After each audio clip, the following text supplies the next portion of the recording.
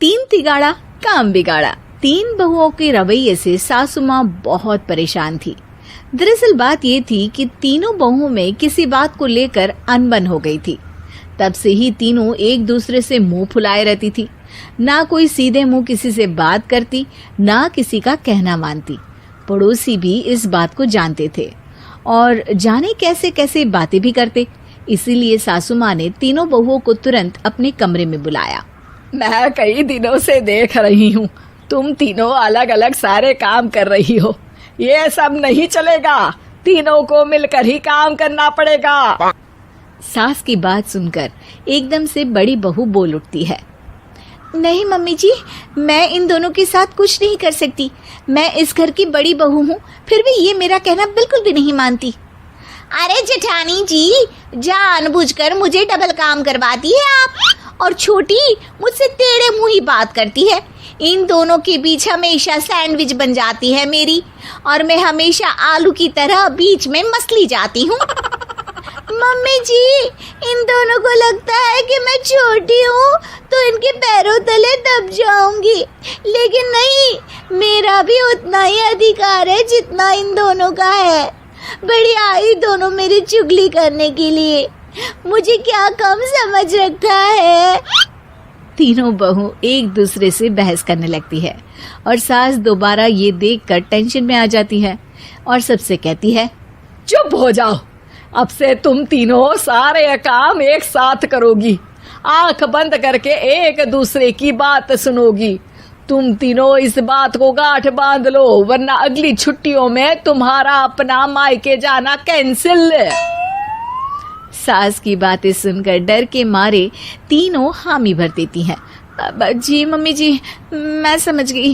हाँ मम्मी जी, जैसा आप कहें, आप जो कहेंगी मैं वही करूंगी। तीनों बहू सास की बात को गांठ बांध लेती है और वादा करती है कि अब से सारे काम वो तीनों एक साथ मिलकर ही करेंगी। ये सब देखकर सास खुश हो जाती है और वहां से चली जाती है। नीचे जाकर वो देखती है कि घर में शर्मा जी आए हुए होते हैं।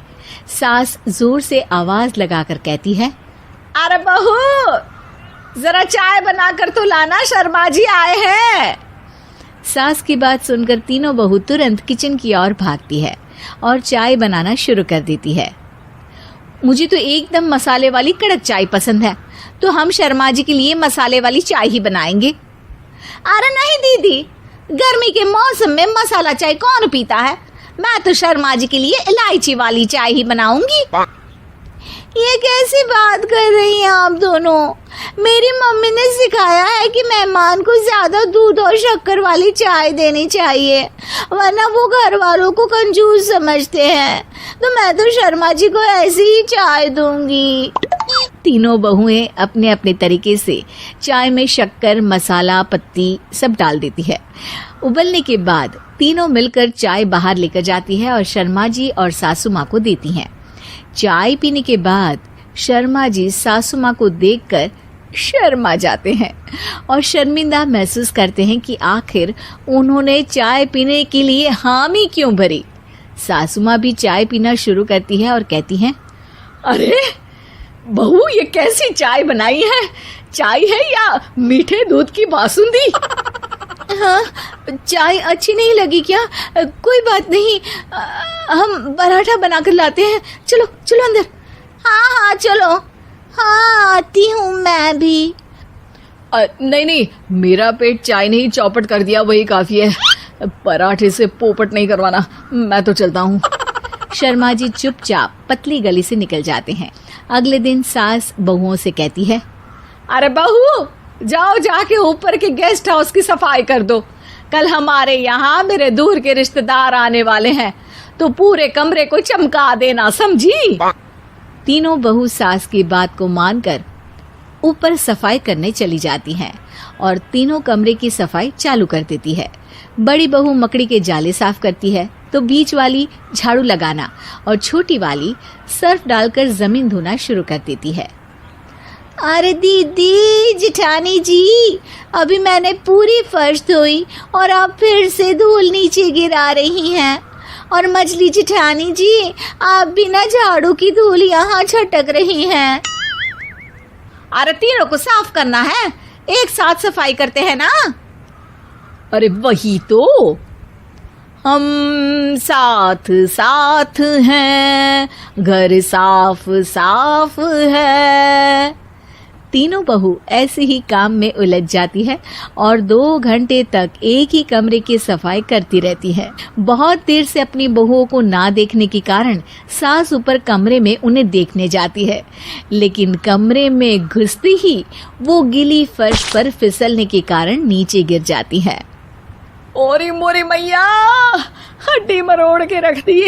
आए मेरी तो कमर ही टूट गई रे। तीनों बहुएं सास को उठाती हैं और बिस्तर पर सुला देती है।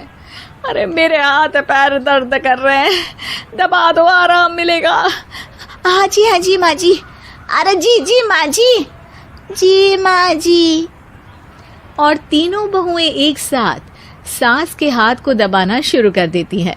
माँ की तो चीख ही निकल जाती है और नतीजा ये होता है कि सास के बचे हुए शरीर में भी दर्द उठ जाता है।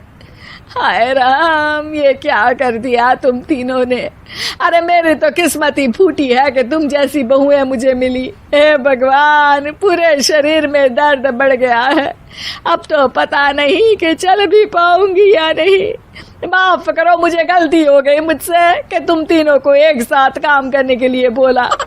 सोचा था तीनों मिलके अच्छे से काम करेगी, लेकिन बड़े बुजुर्ग सही कहते थे कि 3 तिगाड़ा काम बिगाड़ा। तुम लोगों ने ये बात ना आज साबित करके दिखा दी। तुम तीनों को तो समझाना यानी मानो भैंस के आगे बीन बजाना है। तुम्हें अकेले अकेले काम करना है ना, तो अब से तुम अकेले ही अपना अपना काम करो। तीनों बहुएं वहां से जाने लगती है। अरे कहाँ जा रही हो? आप ही ने तो कहा कि अपना अपना काम तो मुझे मुल्तानी मिट्टी लगानी है। अरे मुझे भी तो नेल पॉलिश लगानी है, मुझे ना मेहंदी लगानी है। सास अपना सर पीट लेती है और कहती है, अरे मुझे भी लगाना है कुछ। क्या माँ जी? क्या माँ जी? क्या माँ जी? तुम्हारे घर वालों को फोन तुम्हारी हरकतें बताने के लिए।